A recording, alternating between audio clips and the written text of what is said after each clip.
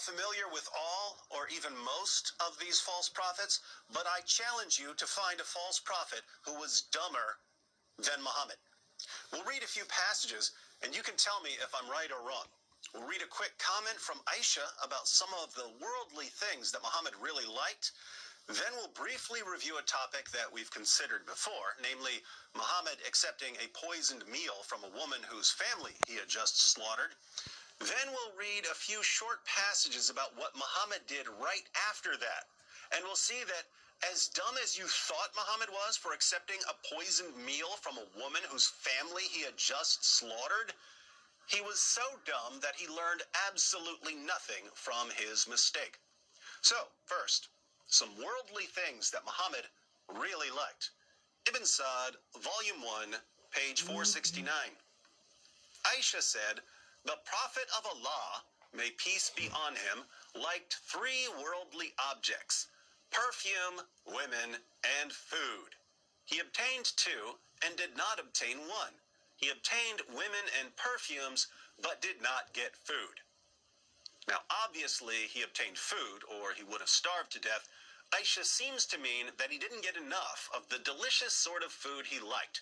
He got plenty of perfume and plenty of women and girls, but not enough delicious food. Why is this important? Well, when we talk about Muhammad liking food and liking women, that's an understatement. Lots of men like food and women. Muhammad liked food and women so much that when some delicious food or a beautiful woman was in front of him, he lost his ability to think clearly, and he would become so obsessed with having the food or the woman, he would put lives in danger. So, familiar example, Muhammad and his companions conquered the Jews at Khaybar. After the battle, a Jewish woman whose family had just been slaughtered offered to cook a delicious meal for Muhammad. And Muhammad, tactical genius that he was, kindly accepted her offer. Sunan Abu Dawud 45:12 starts off with a little passage about Muhammad accepting gifts. Then we have, this version adds, "So a Jewess presented him at Khaybar with a roasted sheep which she had poisoned. The messenger of Allah ate of it, and the people also ate. He then said, 'Take away your hands from the food, for it has informed me that it is poisoned.' Bishr ibn al-Bara ibn Marur al-Ansari died. So he, the Prophet, sent for the Jewess and said to her, 'What motivated you to do the work you have done?' She said, 'If you were a prophet, it would not harm you, but if you were a king, I should rid the people of you.' The messenger of Allah then ordered regarding her, and she was killed. He then said about the pain of which he died, 'I continued to feel pain from the morsel which I had eaten at Khaybar. This is the time when it has cut off my aorta.'" So, this poison eventually killed Muhammad. He spent a few years in pain, and then it killed him. This story in Sunan Abu Dawud is missing an important detail. We can find the important missing detail in Ibn Sa'd, Volume 2, page 252. The Apostle of Allah sent for Zainab bint al-Harith and said to her, "What induced you to do what you have done?" She replied, "You have done to my people what you have done. You have killed my father, my uncle, and my husband. So I said to myself, if you are a prophet, the foreleg will inform you, and others have said, if you are a king, we will get rid of you."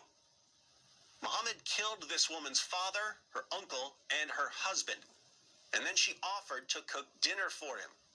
I've never met a person dumb enough to think it's a good idea to accept a meal from a woman whose family he just slaughtered, but Muhammad's about to get even dumber. What did Muhammad do after he was poisoned? Well, what did he really like besides food? Perfume and women, right? There are a bunch of passages about Muhammad almost getting himself killed again. We'll just cover the basics here. Sahih al-Bukhari 42:11. Narrated Anas bin Malik, "We arrived at Khaybar, and when Allah helped his apostle to open the fort, the beauty of Safiya bint Huyay bint Akhtak, whose husband had been killed while she was a bride, was mentioned to Allah's apostle.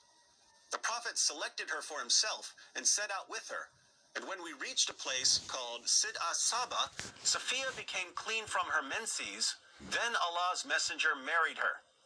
Hais, i.e. an Arabian dish, was prepared on a small leather mat. Then the Prophet said to me, I invite the people around you. So that was the marriage banquet of the Prophet and Safiya. Then we proceeded towards Medina, and I saw the Prophet making for her a kind of cushion with his cloak behind him on his camel. He then sat beside his camel and put his knee for Safiya to put her foot on in order to ride on the camel. This is glossing over some important details. So, Muhammad and his companions conquered the Jews at Khaybar. They divided up the spoils of war, and one of Muhammad's companions took Safiya as his sex slave. But then, Muhammad heard how beautiful she was. As we just read, the beauty of Safiya bint Huyay bin Akhtak, whose husband had been killed while she was a bride, was mentioned to Allah's apostle. The Prophet selected her for himself. But she had already been given to someone else as a sex slave, so Muhammad had to buy her. What did he buy her with? Sunan ibn Majah 2272. It was narrated from Anas that the Prophet bought Safiya for 7 slaves. This woman was so beautiful, Muhammad bought her for 7 slaves, so he could have her for himself. But there was a problem. Muhammad had just slaughtered the woman's father, her brother, and her husband. In fact, Muhammad had tortured her husband to death. Then, after killing her father, her brother, and her husband, he decides to take her as his new bride because she was so beautiful. Watch how one of his followers realizes how stupid this is. The History of At-Tabari, volume 39, page 185. While the Prophet was lying with Safiya, Abu Ayyub stayed the night at his door. When he saw the Prophet in the morning, he said, God is the greatest. He had a sword with him. He said to the Prophet, O Messenger of God, this young woman had just been married, and you killed her father, her brother, and her husband. So I did not trust her not to harm you. The Prophet laughed and said, Good. Now, Muhammad didn't get killed, but that was just dumb luck, because he had put himself in the same situation he had put himself in when the woman poisoned him. He let Zainab bint al-Harith cook him a meal after he had killed her father, her uncle, and her husband. His stupidity there got one of his companions killed, and he eventually died because of his stupidity. But right after he was poisoned, he hears about a beautiful woman named Safiya, whose father, brother, and husband he had just killed, and he just can't resist. He has to have her. So he has sex with her, then falls asleep. Safiya didn't kill him, but she could have. Muhammad's companion, Abu Ayyub, stood outside Muhammad's tent all night with a sword in his hand, thinking to himself, Are you serious? Muhammad just got poisoned because he couldn't resist some roasted lamb, and now he's about to get stabbed or smothered because he couldn't resist a pretty face? I challenge you to find a dumber false prophet than this. That's one dumb prophet, but it's far from the only reason why Islam is false. Be sure to catch David Wood live at this link here, where he and his friends will discuss the top reasons why Islam is false.